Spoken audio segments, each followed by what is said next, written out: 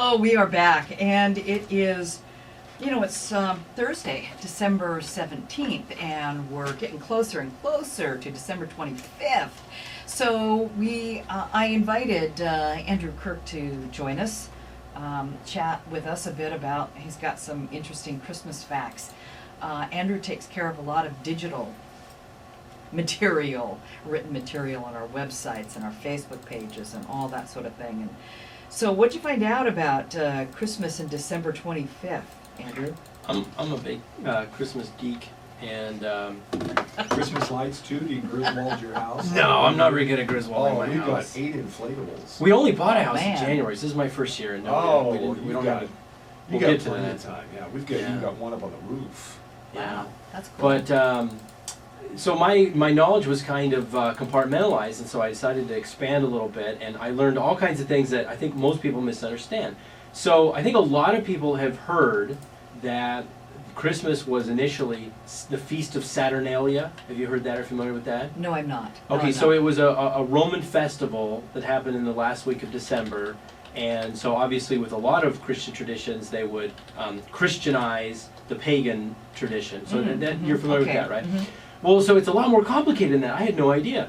So the Feast of Saturnalia was Saturn is the Greek Kronos, so father of Zeus, father of the gods, Kronos, and Saturnalia was his festival, and there was a lot of gift giving and feasting, and so that was already a tradition of the last week of December, as well as the winter solstice, of course, and.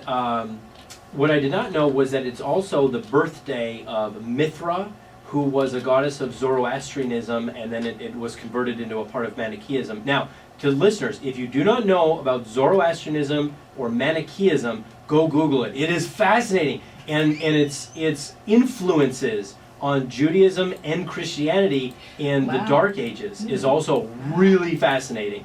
And so the Romans had lots of different kinds of cults. And so one was the sun god, famously Constantine worshipped that one prior to converting to Christianity. And there was also cults that honored Mithra and Manichaeism, and so that was also being celebrated at the same time. Now apparently the exact date of December 25th was the date of the birth of, or the celebration of the birth of, the sun god. And so it may be that because Constantine worshipped that before Christianity, and it very much influenced the early artistic depictions of Christianity, that may be why December 25th was chosen. But there's apparently the Church of England has some scholars that say, no. Apparently it's also exactly 9 months after March 25th, which is the day of the Annunciation. When the Catholic Church celebrates Gabriel visiting Mary, telling her she would be pregnant. So logically, if you believe that was on March 25th, that you would expect Christmas to be 9 months after that.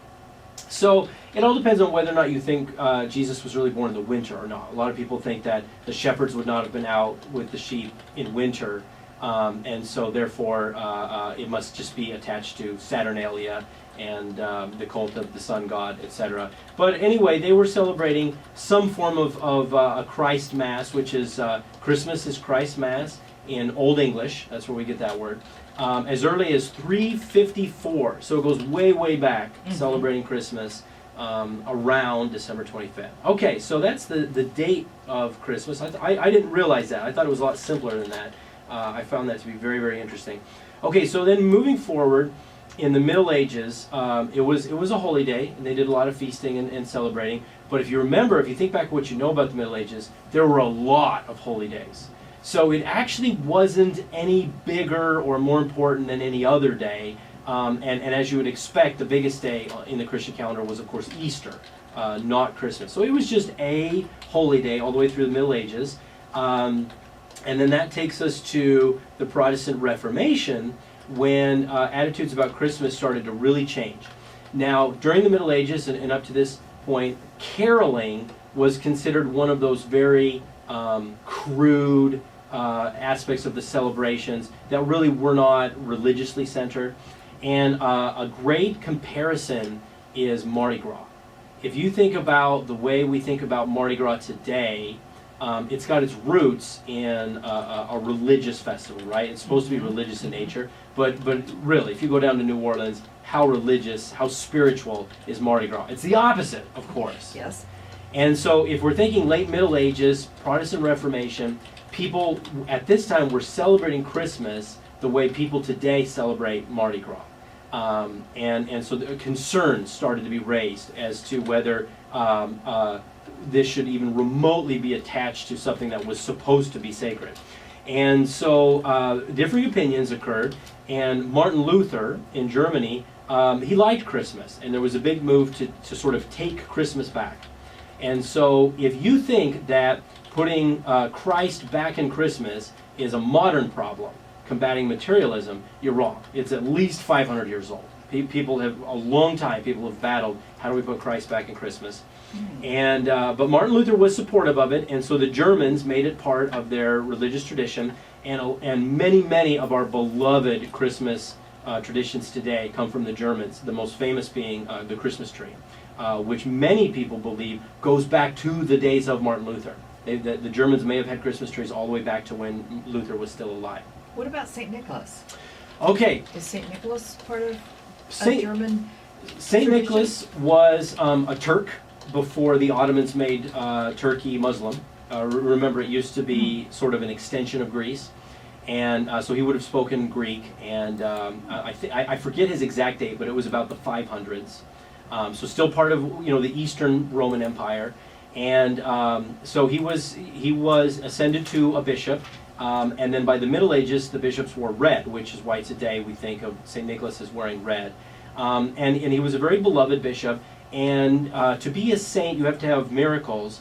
The miracles attached to St. Nicholas are odd. So I don't know if they have their roots in fact or not. His most famous miracle was somebody murdered 3 boys, then chopped them into pieces, then pickled them. Oh my God! And when he found out about them, he brought them back to life. Okay. So what's did that really happen, or is that based on another story? I don't know.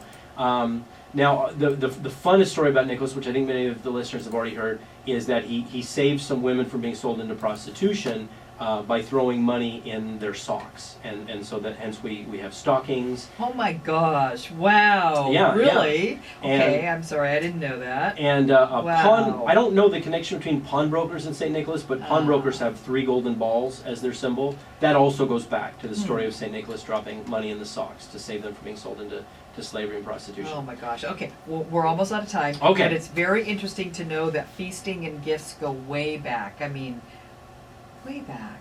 Way back. So it's not just something that happened, 40 years ago.